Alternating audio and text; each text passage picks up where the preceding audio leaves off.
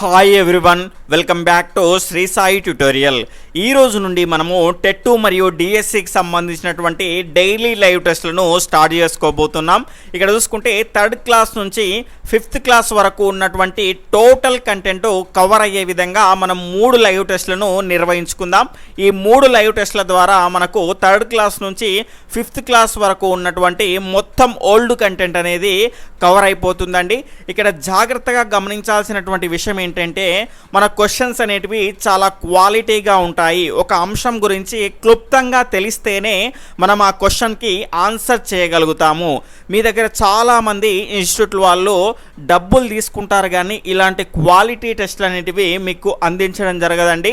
కావాలంటే ఎవరైనా డబ్బులు పే చేసిన వాళ్ళని అడిగి కనుక్కోండి. కాబట్టి ఇలాంటి మీకు క్వాలిటీ సర్వీస్ని మీకు అందిస్తున్నాను కాబట్టి మీ నుంచి నేను ఎక్స్పెక్ట్ చేసేటువంటి ఫీజు ఏంటి అంటే ఒక లైక్, ఒక షేరు, ఒక కామెంట్ అండి. ఈ ఫీజు నాకు చెల్లిస్తారు అని నేను ఆశిస్తున్నాను. ఇక లేట్ చేయకుండా మనం వీడియోలోకి వెళ్ళిపోదాం. ఈరోజు లైవ్ టెస్ట్లో భాగంగా మనం మొదటి క్వశ్చన్ వచ్చేసి కౌన్సిల్ ఫర్ గ్రీన్ రెవల్యూషన్ అధ్యక్షురాలు ఎవరు? Option 1 Sunitha Lakshma Reddy, option 2 Sunitha Naidu, option 3 Leela Lakshma Reddy, option 4 Leela Naidu. దీని యొక్క సరి అయినటువంటి సమాధానాన్ని లైవ్ చూస్తున్న వాళ్ళంతా కామెంట్ చేస్తూ ఉండండి. ఇక్కడ చూసుకుంటే నేను క్వశ్చన్ చదివి ఆప్షన్స్ చెప్పేసి మీకు ఆన్సర్ అనేది రివీల్ చేసే లోపల మీ యొక్క సరి అయినటువంటి సమాధానాన్ని ఫాస్ట్గా కామెంట్ చేసేటువంటి ప్రయత్నం అనేది చేయండి. ఇక్కడ చూసుకుంటే దీని యొక్క సరి అయినటువంటి సమాధానం వచ్చేసి కౌన్సిల్ ఫర్ గ్రీన్ రెవల్యూషన్ యొక్క అధ్యక్షురాలు వచ్చేసి లీలా లక్ష్మారెడ్డి అండి, శ్రీమతి లీలా లక్ష్మారెడ్డి గారు. దాని తర్వాత ఇక్కడ చూసుకుంటే రెండవ క్వశ్చన్ వచ్చేసి మనకు క్రింది వాటిలో సరైన దానిని ఎంచుకోండి. ఇక్కడ చూసుకుంటే స్టేట్మెంట్ 1 రామప్ప చెరువు వరంగల్ జిల్లాలో ఉన్న మానవ నిర్మిత చెరువు. ఇక్కడ స్టేట్మెంట్ 2 12వ శతాబ్దంలో నిర్మించిన ఈ చెరువు 24 చదరపు కిలోమీటర్లు విస్తరించి ఉంది. స్టేట్మెంట్ 3 కంబం చెరువు ప్రకాశం జిల్లాలో ఉంది. ఆసియా ఖండంలోనే ఇది అతిపెద్ద మానవ నిర్మిత చెరువు. అదేవిధంగా ఆప్షన్ 4 వచ్చేసి 14వ శతాబ్దంలో ఒరిస్సా గజపతి రాజులు దీన్ని నిర్మించడం జరిగింది. దీని యొక్క పొడవు వచ్చేసి 7 కిలోమీటర్లు, దాని తర్వాత 3.5 కిలోమీటర్ల వెడల్పు అనేది దీనికి కలదు. ఇక్కడ చూసుకుంటే ఆప్షన్ 1 1, 2, 3 సరైనవి, ఆప్షన్ 2 1, 3 మాత్రమే సరైనవి, ఆప్షన్ 3 వచ్చేసి 1, 3, 4 మాత్రమే సరైనవి, ఆప్షన్ 4 పైవేవి కాదు. లైవ్ చూస్తున్న వాళ్ళంతా దీని యొక్క సరి అయినటువంటి సమాధానాన్ని చాలా జాగ్రత్తగా ఆన్సర్ చేయండి. దీని యొక్క సరి అయినటువంటి సమాధానం వచ్చేసి ఆప్షన్ 2 1, 3 మాత్రమే సరి అయినవి. ఇక్కడ చూసుకుంటే మిగతావి ఎందుకు సరైనవో మనము చూద్దాం, సరి కానివో మనం ఇప్పుడు చూద్దాం. ఇక్కడ చూసుకుంటే 12వ శతాబ్దంలో నిర్మించిన చెరువు 24 చదరపు కిలోమీటర్లు విస్తరించి ఉంది అని మనకి ఇక్కడ ఇవ్వడం జరిగింది. ఏంటి అంటే అది రామప్ప చెరువు. ఇక్కడ చూసుకుంటే రామప్ప చెరువు అనేది 12వ శతాబ్దంలో నిర్మించింది కాదండి, అది 13వ శతాబ్దంలో నిర్మించింది, గమనించాలి. ఇక్కడ చూసుకుంటే దీని యొక్క పొడవు వచ్చేసి 24 చదరపు కిలోమీటర్ల మేరకు ఇది విస్తరించి, చదరపు వైశాల్యం అండి, 24 చదరపు కిలోమీటర్ల మేరకు దీని యొక్క వైశాల్యం అనేది విస్తరించి ఉంది. ఇక్కడ చూసుకుంటే కంబం చెరువు వచ్చేసి ప్రకాశం జిల్లాలో ఉండడం జరిగింది. ఇది ఆసియా ఖండంలోని అతిపెద్ద మానవ నిర్మిత చెరువుగా మనం ఇది చెప్పుకోవచ్చు. ఇక్కడ చూసుకుంటే ఇది నిర్మించింది ఎప్పుడు అంటే 15వ శతాబ్దంలో, 14వ శతాబ్దంలో కాదు. దీన్ని నిర్మించింది ఎవరు అంటే ఒరిస్సా గజపతి రాజులు నిర్మించారు. దీని పొడవు వచ్చేసి 7 కిలోమీటర్లు, అదేవిధంగా వెడల్పు వచ్చేసి 3.5 కిలోమీటర్లు, గమనించాలి. తరువాత మూడవ క్వశ్చన్ వచ్చేసి కింది వాటిలో సరైన దానిని గుర్తించండి. ఇక్కడ చూసుకుంటే చాలామంది ఇలాంటి పెద్ద క్వశ్చన్స్ చూసేసి భయపడుతూ ఉంటారండి. ఒక అంశం గురించి మీరు క్లుప్తంగా నేర్చుకుంటే ఇలాంటి ఎన్ని రకాల క్వశ్చన్స్ ఇచ్చినా కూడా మనం చేయగలుగుతాము, గమనించాలి. మిగతా వారి టెస్టులకు నా యొక్క టెస్టులకు ఇదే తేడా, గమనించాలి. ఇక్కడ చూసుకుంటే క్రింది వాటిలో సరైన దానిని గుర్తించండి. ఇక్కడ చూసుకుంటే స్టేట్మెంట్ 1 మట్టి మిద్దెలు బంకమన్ను సున్నాన్ని గానుగలో వేసి కలిపిన తర్వాత వచ్చిన మిశ్రమాన్ని ఉపయోగించి గోడలు కడతారు. స్టేట్మెంటు 1836వ సంవత్సరంలో బ్రిటిష్ వారు ఈశాన్య రాష్ట్రాలలో ఇండ్లను కట్టడం ప్రారంభించారు. స్టేట్మెంట్ 3 ఈశాన్య రాష్ట్రాలలో వెదురు బొంగును పేర్చి గోడ వలె ఉపయోగిస్తారు. వీటికి ఆవు పేడతో కలిపినటువంటి బంక మట్టిని పోస్తారు. ఇక్కడ ఆప్షన్ 4 వచ్చేసి శ్రీనగర్లోని చీనాబ్ నదిపై డోంగా అనేటువంటి పడవ ఇల్లులు కలవు. ఇక్కడ చూసుకుంటే దీని యొక్క సరి అయినటువంటి సమాధానాన్ని లైవ్ చూస్తున్న వాళ్ళంతా ఫాస్ట్గా కామెంట్ చేసేటువంటి ప్రయత్నం చేయండి. ఇక్కడ చూసుకుంటే దీని యొక్క సరి అయినటువంటి సమాధానం వచ్చేసి ఆప్షన్ 3 అండి. ఇక్కడ చూసుకుంటే ఈశాన్య రాష్ట్రాల్లో వెదురు బొంగను పేర్చి గోడ వలె ఉపయోగించడం జరుగుతుంది. వీటికి ఆవు పేడతో కలిపినటువంటి బంక మట్టిని పోస్తారు. ఇక్కడ చూసుకుంటే ఇవి 3 కూడా సరి అయినవి కావు. ఎందుకు అంటే ఇక్కడ చూసుకుంటే మట్టి మిద్దలు బంకమన్నుతో కడతారు, కానీ దానిపైన ప్లాస్టరింగ్ కోసము గానుగలో వేసి కలిపేటివి ఏంటి అంటే మనకి ఇక్కడ చూసుకుంటే ఇసుక మరియు సున్నము దాన్ని గానుగలో వేసి ఏం చేస్తారంటే ప్లాస్టరింగ్కి ఉపయోగిస్తారు, గమనించాలి. అదేవిధంగా 1836వ సంవత్సరం కాదండి, 1826వ సంవత్సరంలో బ్రిటిష్ వారు ఈశాన్య రాష్ట్రాల్లో ఇళ్లను కట్టడం ప్రారంభించడం జరిగింది. ఇక్కడ చూసుకుంటే 4వ ఆప్షన్ ఎందుకు సరైనది కాదు అంటే శ్రీనగర్లోని చీనాబ్ నదిపై కాదండి, శ్రీనగర్లోని దాల్ సరస్సుపై డోంగా అనేటువంటి పడవ ఇండ్లు ఉంటాయి, గమనించాలి. తర్వాత 4th క్వశ్చన్ వచ్చేసి ఆశా నడిపి అనునవి ఆప్షన్ 1 తైదలలో రకాలు, ఆప్షన్ 2 తొగాళ్లలో రకాలు, ఆప్షన్ 3 బొబ్బర్లలో రకాలు, ఆప్షన్ 4 అలసందల్లో రకాలు. వీడియోని చూస్తున్న వాళ్ళంతా తప్పకుండా లైక్ చేయండి. ఎవరైనా కొత్తగా మన ఛానల్ చూస్తూ ఉన్నట్లయితే ఇలాంటి క్వాలిటీ టెస్ట్లు మీరు పొందాలి అనుకుంటే కనుక ఈ వీడియో క్రింద డిస్క్రిప్షన్లో మన టెలిగ్రామ్ గ్రూప్ ఉంటుంది, దానిలో జాయిన్ అవ్వండి. ఆ విధంగా జాయిన్ అవ్వడం ద్వారా మీకు టెస్ట్కు సంబంధించినటువంటి సిలబస్ అనేది ముందుగా తెలుసుకునేటువంటి అవకాశం ఉంటుంది. అదేవిధంగా మన ఛానల్ని సబ్స్క్రైబ్ చేసుకోండి, అందులో కూడా మీకు తెలియజేయడం జరుగుతుంది. తప్పకుండా సబ్స్క్రైబ్ చేసుకొని పక్కనటువంటి ఆల్ నోటిఫికేషన్ బెల్ ఐకాన్ని క్లిక్ చేస్తేనే మన యొక్క వీడియోస్ అనేటివి మీకు నోటిఫికేషన్ రూపంలో వస్తాయి, గమనించాలి. ఇక్కడ చూసుకుంటే దీని యొక్క సరి అయినటువంటి సమాధానం వచ్చేసి మనకి ఇక్కడ చూసుకుంటే ఆప్షన్ 2 తొగాళ్లలో రకాలండి. ఇక్కడ చూసుకుంటే ఆశా నడిపి అనేటివి మనకు కందులలో రకాలు. కందులనే మనం ఏమంటాము అంటే తొగాళ్ళు అని కూడా అంటాము, గమనించాలి. తర్వాత 5వ క్వశ్చన్ వచ్చేసి డాక్టర్ బీమాంట్ ప్రయోగంలో ఆహారం జీర్ణం అవ్వడానికి పట్టిన సమయం ఆధారంగా ఆరోహణ క్రమంలో అమర్చినటువంటి సమూహాన్ని ఎన్నుకోండి. ఇక్కడ చూసుకుంటే స్టేట్మెంట్ 1 కడుపులో మరిగించని పాలు జీర్ణం అవడానికి పట్టే సమయం. స్టేట్మెంట్ 2 కడుపులో చిలకబడ్డ పచ్చిగుడ్డు జీర్ణం అవడానికి పట్టినటువంటి సమయం. స్టేట్మెంట్ 3 కడుపులో పచ్చిగుడ్డు జీర్ణం అవడానికి పట్టిన సమయం. ఆప్షన్ 4 వచ్చేసి జీర్ణ రసాలు 1 గ్లాసులో పచ్చిగుడ్డు జీర్ణం అవ్వడానికి పట్టిన సమయం. ఇక్కడ చూసుకుంటే స్టేట్మెంట్ 5 వచ్చేసి జీర్ణ రసాలు 1 గ్లాసులో మరిగించిన పాలు జీర్ణం అవ్వడానికి పట్టినటువంటి సమయం. అంటే ఇక్కడ ఉన్నటువంటి అన్ని స్టేట్మెంట్లను మనం ఏం చేయాలి అంటే మనకి ఇక్కడ జాగ్రత్తగా గమనిస్తే ఆరోహణ క్రమంలో అమర్చాలి. ఆరోహణ క్రమం అంటే ఏంటండి, చిన్న నుంచి పెద్ద వరకు అమర్చాలి. ఆ రకంగా వాటికి పట్టేటువంటి సమయం ఆధారంగా మనం ఆరోహణ క్రమంలో అమర్చిన తర్వాత మనం ఏం చేయాలి, మన యొక్క ఆన్సర్ని చూజ్ చేసుకోవాలి. ఇక్కడ చూసుకుంటే ఈ క్వశ్చన్లో ఆ టేబుల్ మొత్తం కవర్ అయ్యే విధంగా మీకు ఇవ్వడం జరిగింది. నేను కావాలి అనుకుంటే కనుక ఈ ఒక్క కాన్సెప్ట్ నుంచే మీకు 5 రకాల క్వశ్చన్స్ అనేటివి ఇవ్వచ్చు. కానీ ఆ రకంగా ఫర్ ఎగ్జాంపుల్ ఇప్పుడు కడుపులో మరిగించని పాలు జీర్ణం అవ్వడానికి పట్టే సమయం అంటే అందరూ చెప్తారండి. దానికి మనకు టెస్ట్లకు అంటే పెద్ద వాల్యూ అనేది ఉండదు. నేను అనేది ఏంటి అంటే మీరు నేర్చుకున్నటువంటి ఒక అంశం పైన క్వశ్చన్స్ అనేటివి ఏ రకంగానైనా రావచ్చు. మీరు ఏ రకంగా వచ్చినా కూడా దానికి ఆన్సర్ చేయడానికి సిద్ధంగా ఉండాలి. అంటే ఇలా ప్రాక్టీస్ చేయడం ద్వారానే మీరు మంచి సిద్ధంగా అవ్వడానికి అవకాశం అనేది ఉంటుంది. ఇక్కడ చూసుకుంటే ఈ క్వశ్చన్కి ఆన్సర్ చేయడానికి మనకి ఇక్కడ చూసుకుంటే కడుపులో మరిగించని పాలు జీర్ణం అవ్వడానికి పట్టేటువంటి సమయం వచ్చేసి 2 గంటల 15 నిమిషాలు. దాని తర్వాత మనకి ఇక్కడ చూసుకుంటే కడుపులో చిలకబడ్డ పచ్చిగుడ్డు జీర్ణం అవ్వడానికి మనకి ఇక్కడ సమయం వచ్చేసి 2 గంటలు. దాని తర్వాత కడుపులో పచ్చిగుడ్డు జీర్ణం అవ్వడానికి పట్టిన సమయం వచ్చేసి 1:30 నిమిషాలు, అంటే 1:30.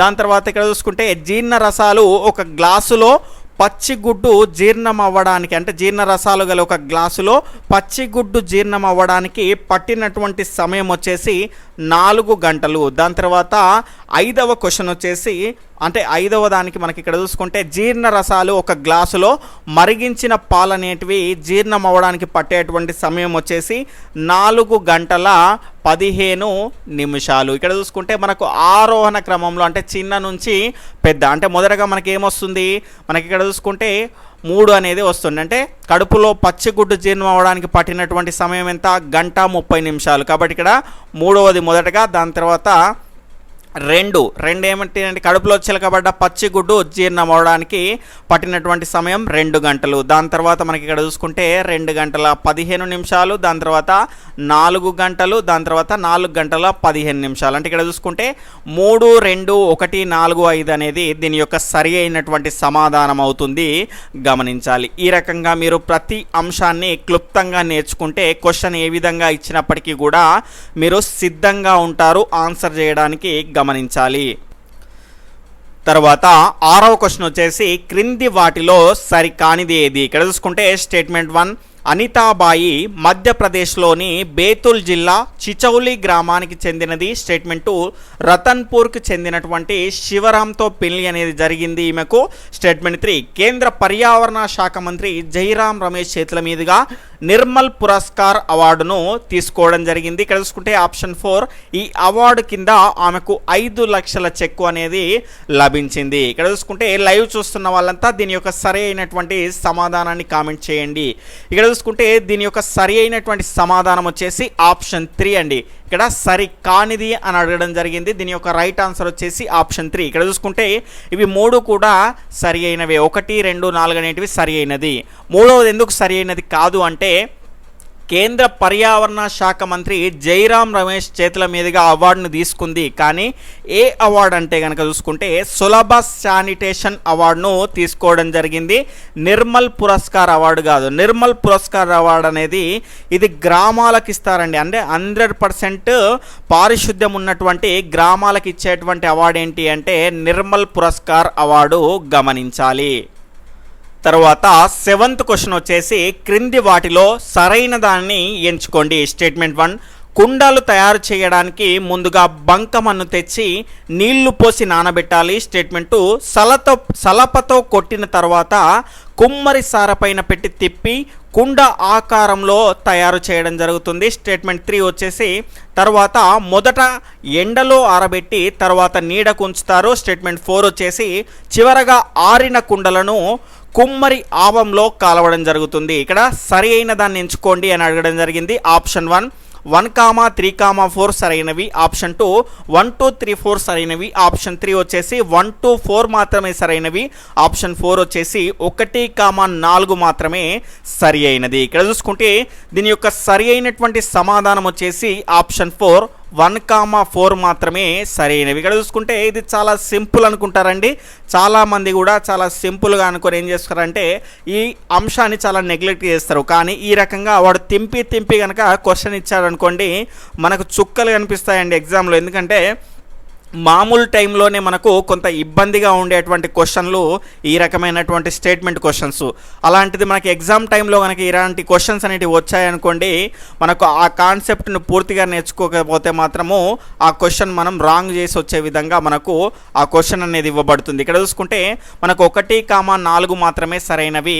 మిగతావి ఎందుకు సరికావో మనం చూసుకుందాం. ఇక్కడ చూసుకుంటే సలత్పతో కొట్టిన తర్వాత కాదండి, కుమ్మరి సారపైన పెట్టి తిప్పి కుండ ఆకారంలోకి రావడానికి ఏం చేస్తారంటే సలపతో కొట్టడం జరుగుతుంది, ముందే కొట్టరు. దాని తర్వాత ఇక్కడ చూసుకుంటే మొదట ఎండలో ఆరబెట్టి అన్నారు. మొదట ఎండలో ఆరబెట్టి కాదు, మొదట ఏం చేస్తారు నీడకు ఆరబెట్టి దాని తర్వాత ఎండలో ఆరబెడతారు. కాబట్టి ఈ 2, 3 అనేటివి సరి అయినది కాదు.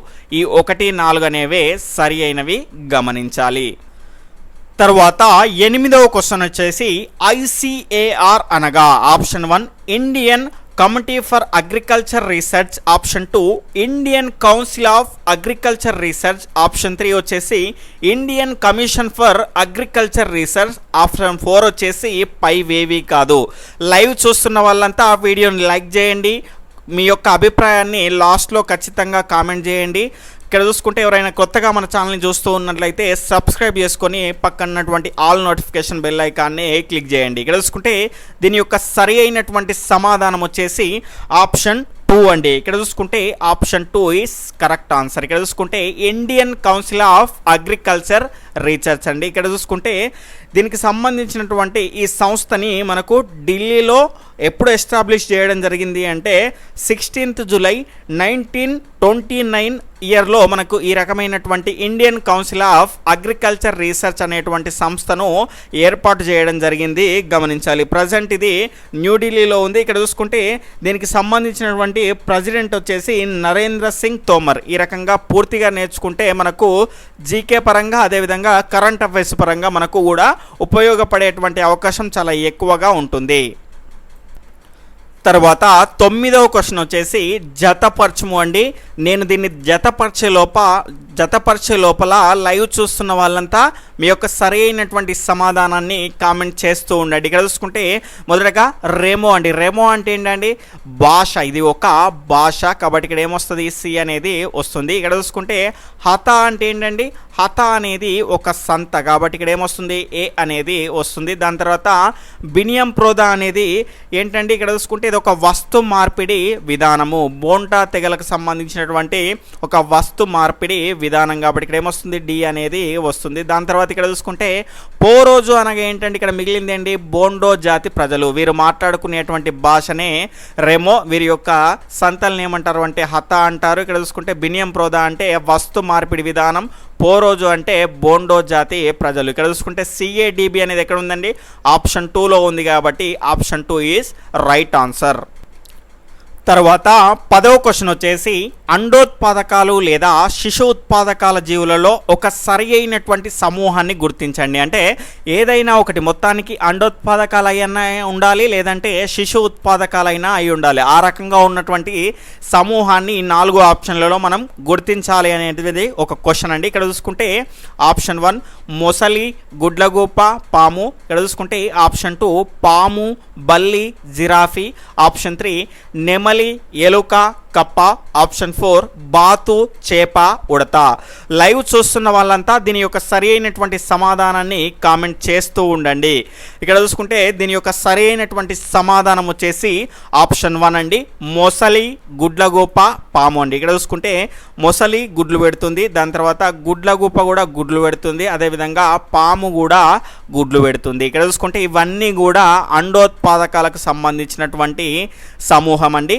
మిగతావి చూసుకుంటే పాము అనేది గుడ్లు పెడుతుంది, బల్లి అనేది గుడ్లు పెడుతుంది, జిరాఫీ అనేది పిల్లల్ని కంటుంది, అదేవిధంగా నెమలి అనేది గుడ్లు పెడుతుంది, ఎలుక అనేది పిల్లల్ని కంటుంది, కప్ప అనేది కూడా మనకి ఇక్కడ చూసుకుంటే అది కూడా గుడ్లు పెడుతుంది. ఇక్కడ చూసుకుంటే ఈ రకంగా ఇవన్నీ కూడా మనకి ఏమవుతుంది అంటే డిఫరెంట్ టైప్ ఆఫ్ సమూహాలు ఉన్నాయి, కానీ మొత్తం ఒకే రకమైనటువంటి సమూహం వచ్చేసి మనకి ఇక్కడ చూసుకుంటే మొసలి, గుడ్లగూప, పాము. ఈ రకంగా మనకు ఇది ఒకే రకమైనటువంటి సమూహానికి చెందింది. ఆ సమూహం ఏంటి అంటే అండోత్పాదకాలు, గమనించాలి. ఇక్కడ చూసుకుంటే అండోత్పాదకాలను మనకి ఇంగ్లీష్లో ఏమంటారు అంటే ఓవిపరస్ అంటారు, అదేవిధంగా శిశోత్పాదకాలు వచ్చేసి వివిపరస్ అంటారు. తర్వాత 11వ క్వశ్చన్ వచ్చేసి క్రింది వాటిలో సరి అయినది ఏది? స్టేట్మెంట్ 1 జనతా ఫ్రిడ్జ్ తయారు చేయడానికి ముందుగా 2 సిమెంట్ తొట్టెల మధ్య 3-4 మీటర్ల ఖాళీ ఉండేటట్లు చూసుకోవాలి. స్టేట్మెంట్ 2 పెద్ద తొట్టెలో 2 నుంచి 3 మీటర్ల మందం వరకు ఇసుక పోయాలి. స్టేట్మెంట్ 3 ఇసుకను నీటితో తడుపుతూ లోపల కుండీలో కూరగాయలు, పండ్లను కానీ ఉంచాలి. సరి అయినది ఏది అని అడగడం జరిగింది. ఇక్కడ చూసుకుంటే ఆప్షన్ 1 1, 2, 3 సరైనవి, ఆప్షన్ 2 1, 3 సరైనవి, ఆప్షన్ 3 వచ్చేసి 1, 2 సరైనవి, ఆప్షన్ 4 వచ్చేసి పైవేవి కాదు. ఇక్కడ చూసుకుంటే దీని యొక్క సరి అయినటువంటి సమాధానం వచ్చేసి ఆప్షన్ 4 పైవేవి కాదండి, ఎందుకు అంటే ఇందులో 1 మాత్రమే సరైనది. ఇక్కడ చూసుకుంటే ఇసుకను నీటితో తడుపుతూ లోపల కుండీలలో కూరగాయలు పళ్ళను కానీ ఉంచాలి. ఇక్కడ చూసుకుంటే 3 అనేటువంటి ఆప్షన్ అనేది మనకి ఇందులో లేదు కాబట్టి పైవేవి లేదు అనేది దీని యొక్క సరి అయినటువంటి సమాధానం అవుతుంది. ఇక్కడ చూసుకుంటే జనతా ఫ్రిడ్జ్ తయారు చేయడానికి ముందుగా 2 సిమెంట్ తొట్టెల మధ్య 3-4 మీటర్ల ఖాళీలు కాదండి, 3 నుంచి 3-4 మీటర్లు కాదండి, 3-4 సెంటీమీటర్లు గమనించాలి. అదేవిధంగా ఇక్కడ చూసుకుంటే పెద్ద తొట్టెలో 2 నుంచి 3 మీటర్లు కాదండి, 2 నుంచి మనకు 3 సెంటీమీటర్లు గమనించాలి. మీటర్లు అంటే చాలా పెద్దగా అవుతుంది కాబట్టి మనకు జనతా ఫ్రిడ్జ్ అనేది చాలా చిన్నగా ఉంటుంది కాబట్టి ఇది సెంటీమీటర్లు గమనించాలి. తర్వాత 12వ క్వశ్చన్ వచ్చేసి క్రింది వాటిలో సరైన దానిని ఎన్నుకోండి. ఇక్కడ చూసుకుంటే స్టేట్మెంట్ 1, అడవుల్లో సంచరించే ఏనుగుల గుంపులో 10 నుంచి 12 ఏనుగులు ఉంటాయి. స్టేట్మెంట్ 2, సాధారణంగా ఏనుగుల గుంపును పరిమాణంలో పెద్దగా ఉన్న ఆడ ఏనుగు నాయకత్వం వహిస్తుంది. ఈ ఆడ ఏనుగును మిగతా ఏనుగులన్నీ అనుసరిస్తాయి. స్టేట్మెంట్ 3, మగ ఏనుగులు చిన్నవిగా ఉన్నప్పుడు గుంపులో ఉండి 15 సంవత్సరాల వయసు రాగానే గుంపు నుంచి వదిలి వేరుపడతాయి. ఇక్కడ చూసుకుంటే సరైన దాన్ని ఎన్నుకోవాలి. ఇక్కడ చూసుకుంటే ఆప్షన్ 1, 1, 2, 3 సరైనది. ఆప్షన్ 2, 1, 2 మాత్రమే సరైనవి. ఆప్షన్ 3 వచ్చేసి 1, 3 మాత్రమే సరైనవి. ఆప్షన్ 4 పైవేవి కాదు. లైవ్ చూస్తున్న వాళ్ళంతా దీని యొక్క సరి అయినటువంటి సమాధానాన్ని కామెంట్ చేస్తూ ఉండండి.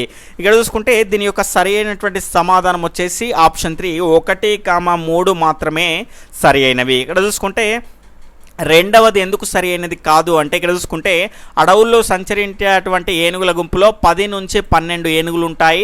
సాధారణంగా ఏనుగుల గుంపులో పరిమాణంలో పెద్దగా ఉన్నటువంటి ఆడ ఏనుగు కాదండి, వయస్సులో అనుభవంలో మనకి ఇక్కడ చూసుకుంటే వయస్సులో పెద్దగా ఉన్నటువంటి ఆడ ఏనుగు ఈ గుంపుకు నాయకత్వం అనేది వహిస్తుంది, గమనించాలి. ఇక్కడ చూసుకుంటే మగ ఏనుగులు చిన్నవిగా ఉన్నప్పుడు గుంపులో 17 సంవత్సరాల వయస్సు రాగానే ఆ గుంపు నుంచి వదిలి వెళ్ళిపోతాయి, గమనించాలి. తర్వాత 13వ క్వశ్చన్ అండి, ఇది చాలా గమ్మత్తుగా ఉంటుంది, చాలా జాగ్రత్తగా దీనికి ఆన్సర్ అనేది చేయండి. ఇక్కడ చూసుకుంటే క్రింది వాటిలో సరైన దానిని ఎంచుకోండి. ఇక్కడ చూసుకుంటే స్టేట్మెంట్ 1, కబడ్డీ ఆట జట్టు ఆట, ప్రతి జట్టులో 7 సభ్యులు ఉంటారు. తర్వాత స్టేట్మెంట్ 2, కూత మధ్య గీత వద్ద మొదలుపెట్టి మళ్ళీ అక్కడి వరకు కొనసాగించాలి, అలా కాకుండా కూత మధ్యలో ఆపితే అవుట్ అయినట్లే. స్టేట్మెంట్ 3, ఆటగాడు చివరి గీతను తప్పకుండా తాకాలి, అలా తాకనప్పుడు అవుట్ అయినట్లే. ఆప్షన్ 4 వచ్చేసి జట్టుకు పాయింట్ వచ్చినప్పుడు కొత్తగా అవుట్ అయిన సభ్యుడు మళ్ళీ జట్టులో చేరాలి. ఇక్కడ చూసుకుంటే స్టేట్మెంట్ 5, శరీరానికి నూనె లాంటి పదార్థాలు రాసుకొని ఆడరాదు. సరైన దాన్ని ఎంచుకోవాలి. స్టేట్మెంట్ 1 వచ్చేసి మనకి ఇక్కడ ఈ రకంగా ఉండడం జరిగింది. మొత్తం స్టేట్మెంట్స్ కనుక చూసుకుంటే ఇక్కడ ఆప్షన్ 1, 1, 2, 3, 5 సరైనవి. స్టేట్మెంట్ 2 వచ్చేసి 1, 2, 4, 5 సరైనవి. ఆప్షన్ 3 వచ్చేసి 1, 2, 5 మాత్రమే సరైనవి. ఆప్షన్ 4 వచ్చేసి పైవేవి కావండి. ఇక్కడ చూసుకుంటే ఈ క్వశ్చన్లో మనకు అన్ని అంశాలు చాలా క్లోజ్గా తెలిసినట్టే అనిపిస్తుంది, కానీ చాలామంది దీని యొక్క సమాధానాన్ని రాంగ్గా చేస్తారండి. కావాలంటే చూడండి. ఇక్కడ చూసుకుంటే దీని యొక్క సరి అయినటువంటి సమాధానాన్ని కనుక చూసుకుంటే మనకు 1, 2, 5 మాత్రమే సరి అయినవి, మిగతావి సరైనది కాదు. ఎందుకు అంటే ఇక్కడ చూసుకుంటే మనకు 3వది ఎందుకు సరి కాదు అంటే ఆటగాడు చివరి గీతను తప్పకుండా తాకాలి కాదండి, చివరి గీతను తాకద్దు, అలా తాకితే ఏమవుతుంది, అవుట్ అయిపోతారు. తర్వాత జట్టుకు పాయింట్ వచ్చినప్పుడు కొత్తగా అవుట్ అయినటువంటి సభ్యుడు మళ్ళీ జట్టులోకి చేరాడండి. పాతగా అంటే అంతకంటే ముందుగా పాతగా ఎవరైతే ఉంటారో వాళ్ళు మాత్రమే వాళ్ళకు జట్టులో మళ్ళగా అవుట్ అయినప్పుడు చేరడం జరుగుతుంది. ఇక్కడ చూసుకుంటే కొత్తగా అన్నాడు కాబట్టి ఇది కూడా సరి అయినది కాదు. దాని తర్వాత ఆటగాడు చివరి గీతను తప్పకుండా తాకకూడదు, అలా తాకితే అవుట్ అయినట్లే. ఇవి 2 కూడా సరి అయినది కాదు. 3 అనేటివి 1, 2, 5 అనేటివి సరి అయినవి అవుతాయి, గమనించాలి. తర్వాత 14వ క్వశ్చన్, క్రింది వాటిలో సరైన దాన్ని ఎంచుకోండి. ఇక్కడ తప్పుపడిందండి, సరైన దాన్ని ఎంచుకోండి. ఇక్కడ చూసుకుంటే స్టేట్మెంట్ 1, వన్యప్రాణి సంరక్షణ చట్టం 1971లోని షెడ్యూల్ 1 ప్రకారం అటవీ జంతువుల్ని వేటాడడం మరియు విక్రయించడం నేరము. దాని తర్వాత స్టేట్మెంట్ 2, ఈ నేరానికి పాల్పడిన వారికి 5 నుండి 7 సంవత్సరాల జైలు శిక్ష లేదా ₹1,00,000 జరిమానా అనేది పడుతుంది. ఇక్కడ చూసుకుంటే సరైన దాన్ని ఎంచుకోవాలి. ఇక్కడ చూసుకుంటే ఆప్షన్ 1, 2 సరైనవి, ఆప్షన్ 2 1 సరైనది, రెండవది సరైనది కాదు. స్టేట్మెంట్ 3 వచ్చేసి ఆప్షన్ 3 వచ్చేసి 1, 2 సరైనది కాదు. ఆప్షన్ 4 వచ్చేసి 1 సరైనది కాదు, 2 సరైనది. చాలా జాగ్రత్తగా దీని యొక్క ఆన్సర్ని కామెంట్ చేస్తూ ఉండండి. ఇక్కడ చూసుకుంటే దీని యొక్క సరైనటువంటి సమాధానం వచ్చేసి ఆప్షన్ 2, 1 సరి అయినది, 2 సరి అయినది కాదు. ఇక్కడ చూసుకుంటే వన్యప్రాణి సంరక్షణ చట్టం 1971 షెడ్యూల్ 1 ప్రకారం అడవి జంతువులను మనకు వేటాడడం మరియు విక్రయించడం అనేది నేరం అండి. ఈ నేరానికి పాల్పడినటువంటి వారికి 5 నుంచి 7 సంవత్సరాల జైలు శిక్ష కదండి, 3 నుంచి 7 సంవత్సరాల జైలు శిక్ష పడేటువంటి అవకాశం ఉంటుంది. వాటితో పాటు ₹1,00,000 జరిమానా అనేది విధించాల్సి ఉంటుంది, గమనించాలి. తర్వాత 15వ క్వశ్చన్ వచ్చేసి నెల్లూరు జిల్లాలోని మండలాల సంఖ్య ఎంత? Option 1 36, option 2 46, option 3 25, option 4 45. ఇక్కడ చూసుకుంటే దీని యొక్క సరి అయినటువంటి సమాధానం వచ్చేసి ఆప్షన్ 2 46 మండలాలు ఉంటాయి, గమనించాలి. ఈరోజు ప్రశ్న వచ్చేసి ఇక్కడ చూసుకుంటే మన దేశంలో మొక్కల జన్యువులను సేకరించి భద్రపరిచేటువంటి సంస్థ ఏది? మళ్ళీ ఒకసారి చెప్తున్నానండి. ఈరోజు ప్రశ్న వచ్చేసి మన దేశంలో మొక్కల యొక్క జన్యువులను సేకరించి భద్రపరిచేటువంటి సంస్థ ఏది? దీని యొక్క సరి అయినటువంటి సమాధానాన్ని ఈ లైవ్ టెస్ట్ అనేది పూర్తిగా కంప్లీట్ అయిపోయిన తర్వాత కామెంట్ సెక్షన్లో కామెంట్ చేయండి. అదేవిధంగా ఈరోజు టెస్ట్ అనేది ఏ విధంగా ఉందో ఈ టెస్ట్ పైన మీ యొక్క అభిప్రాయాన్ని కూడా తెలియజేయండి. అదేవిధంగా వీడియోని చూస్తున్న వాళ్ళంతా కూడా ఖచ్చితంగా లైక్ చేసి వెళ్ళండి. రేపు మీకు లైవ్ టెస్ట్ అనేది 7 PM స్టార్ట్ అవుతుంది. ఇంకో 2 లైవ్ టెస్టుల్లో మనకు టోటల్గా కంటెంట్ అనేది 3rd క్లాస్ నుంచి 5th క్లాస్ వరకు ఉన్నటువంటి కంటెంట్ అనేది కంప్లీట్ అయ్యే విధంగా మిగిలిన 2 టెస్టులు అనేటివి కూడా నేను ప్రిపేర్ చేయడం జరుగుతుంది. ఇక్కడ చూసుకుంటే 15 క్వశ్చన్లే అని అనుకోకండి, ఎందుకంటే ఇక్కడ చూసుకుంటే చాలా మనం క్వశ్చన్లు ఇంతకుముందు చూసామండి. ఇక్కడ చూసుకుంటే ఒక్కొక్క క్వశ్చన్ దాదాపుగా మనకు 2 క్వశ్చన్లు లేదంటే 5 క్వశ్చన్లు లేదంటే 4 క్వశ్చన్లు ఉండే విధంగా మీకు చాలా పెద్ద పెద్ద క్వశ్చన్స్ అనేటివి ఇవ్వడం జరిగింది, గమనించాలి. కాబట్టి మీకు 15 క్వశ్చన్లు అంటే అది మనకు ఖచ్చితంగా 3 అవుతుంది. కాబట్టి 45, 55 క్వశ్చన్ల వరకు మనం నేర్చుకున్నట్టే గమనించాలి. కాబట్టి ఖచ్చితంగా మన వీడియోని మీ మిత్రులకు షేర్ చేస్తారని ఆశిస్తున్నాను. వీడియోని లైక్ చేసి వెళ్ళిపోండి. అదేవిధంగా ఈరోజు ప్రశ్నకు ఖచ్చితంగా సమాధానాన్ని తెలియజేయండి. అదేవిధంగా ఈరోజు లైవ్ టెస్ట్లో మీకు వచ్చినటువంటి మార్కులను కూడా తెలియజేయండి. ఈరోజు టెస్ట్ యొక్క క్వాలిటీ అనేది మీకు అర్థమైంది కాబట్టి రేపటి టెస్ట్కు జాగ్రత్తగా ప్రిపేర్ అయ్యేటువంటి ప్రయత్నం చేయండి. ఖచ్చితంగా ఫుల్ మార్క్స్ వచ్చే విధంగా చదవండి. ఇప్పుడు అర్థమై ఉంటుందండి, మనకు ఈవీఎస్ఏ అని చాలా తక్కువ, అంటే 3వ తరగతి నుంచి 5వ తరగతి వరకు చాలా తక్కువగా అంచనా వేసుకుంటారు. కానీ ఇలాంటి క్వశ్చన్స్ అనేటివి ఇచ్చారనుకోండి మనకు చుక్కలు కనిపిస్తాయి, గమనించాలి. ఓకే ఫ్రెండ్స్, నా లైవ్ టెస్ట్ మీకు నచ్చింది అనుకుంటున్నాను. బాయ్, టేక్ కేర్, జై హింద్.